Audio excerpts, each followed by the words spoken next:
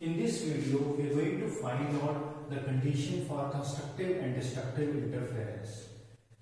We have already done this topic, but in that case, we have used a theoretical way of explaining when the interference is constructive and when the interference is destructive.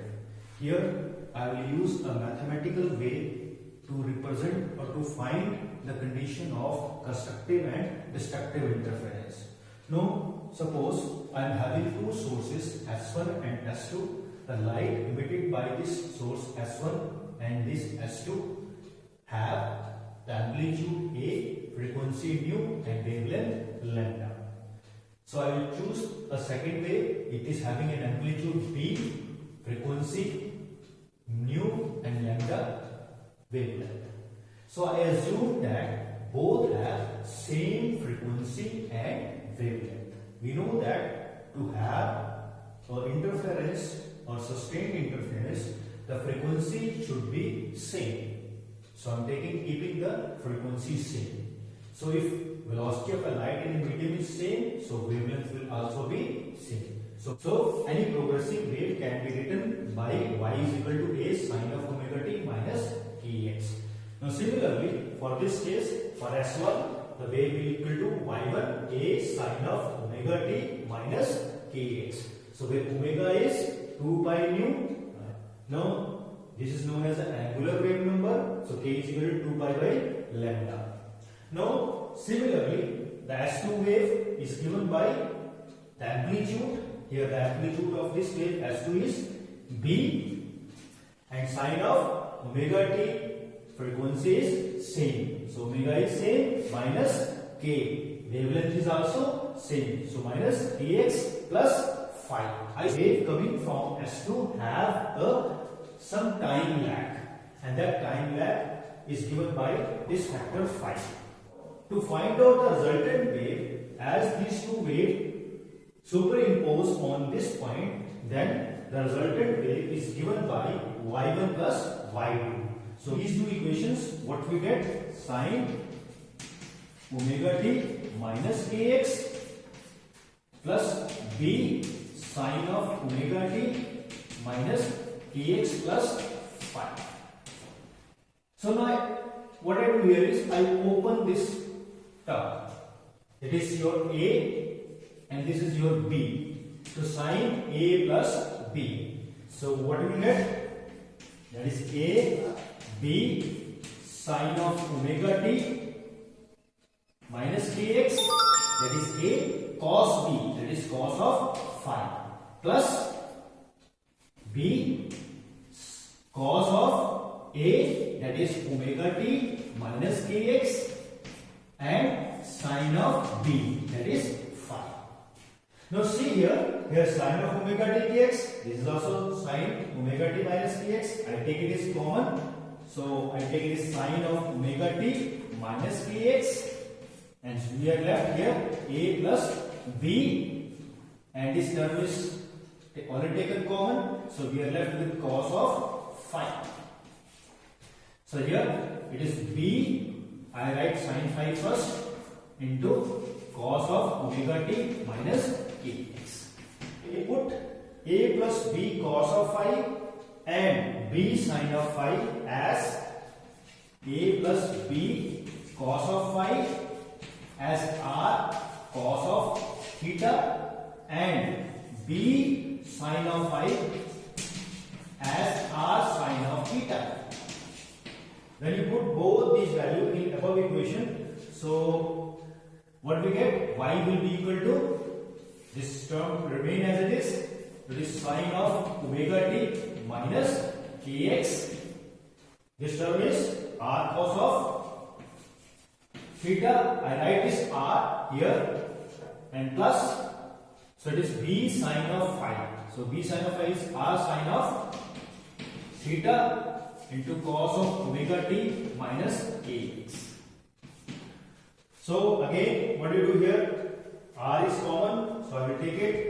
So R is common, so y is equal to R sine of omega t minus kx cos of theta plus sine of theta cos of omega t minus kx.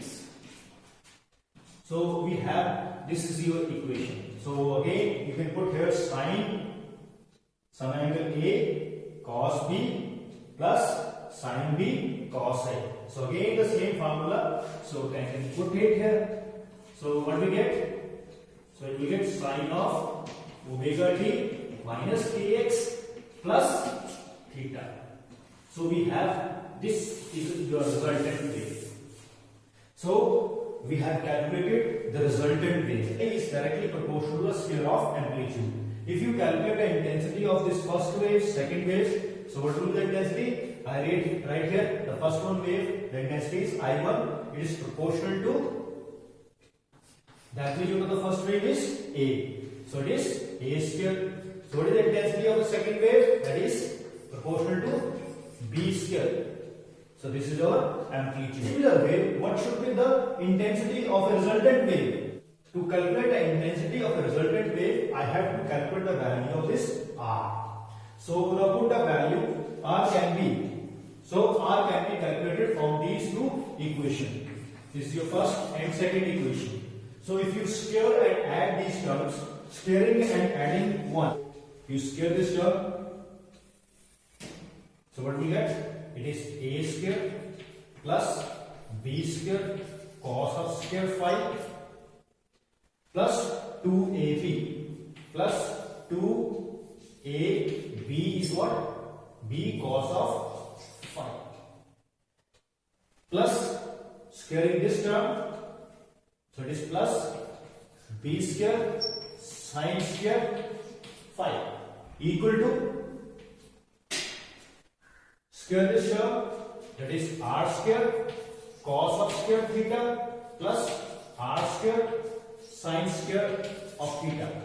So we know that this cos of square theta plus sine of square theta is always equal to 1. So from here you can see here, that is A square, this is our A square plus this is our B square cos square phi and it is your B square sine square phi. From these two terms, if you take B square common, it will be cos square phi plus sine square phi. So it will be only B square, that is equal to cos square phi plus sine square phi is equal to 1. So it will left with only B square. So plus 2AB cos of phi equal to, again same thing, cos square theta plus sine square theta is equal to 1. So we are left with R square.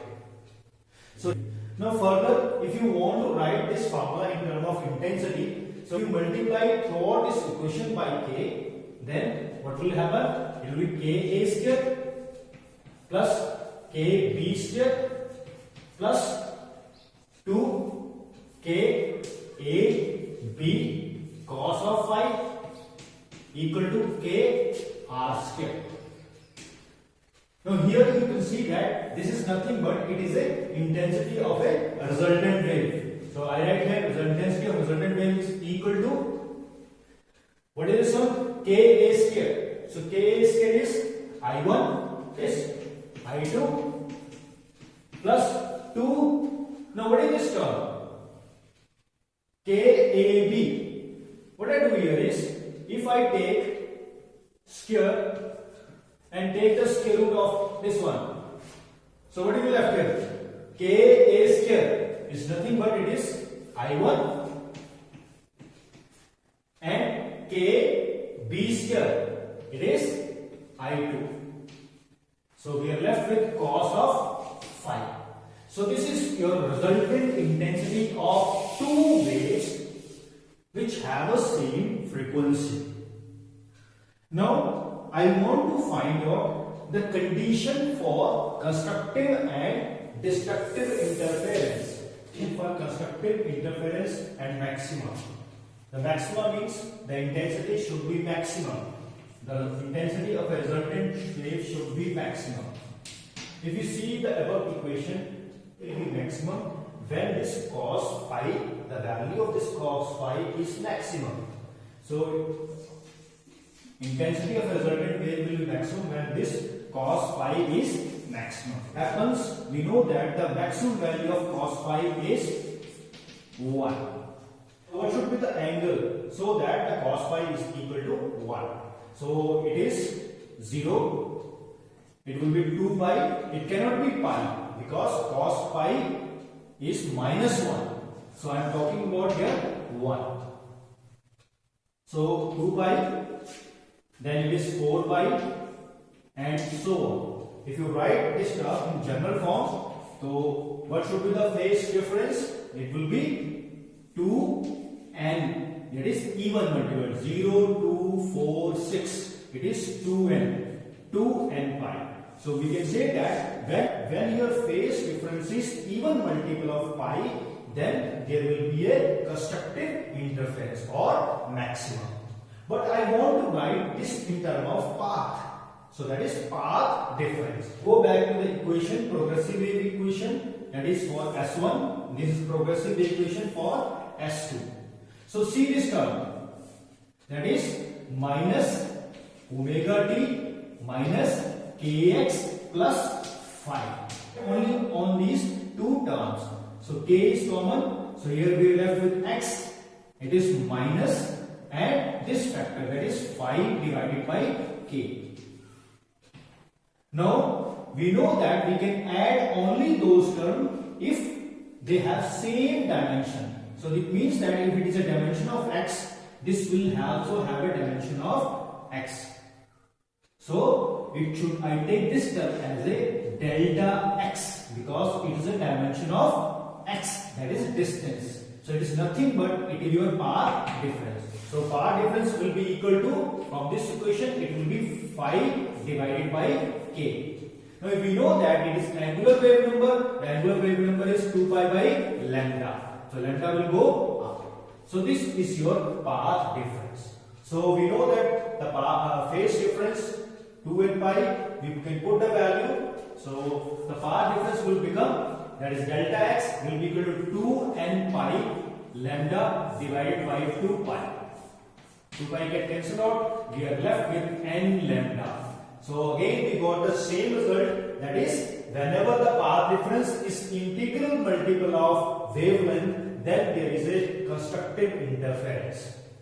So here n is changing from 0, 1, 2, 3 and so on. Now let us discuss the case for the destructive interference. So destructive interference means minimum, means intensity of a light should be minimum.